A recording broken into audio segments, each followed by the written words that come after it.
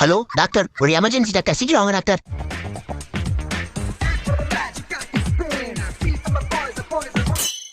என்ன தம்பி எமர்ஜென்சி? இருமல் டாக்டர். ஏன் தம்பி ஒரு இருமலுக்கு எமர்ஜென்சின்னு வர சொன்னா? கொஞ்சம் பாருங்க டாக்டர். ஆ?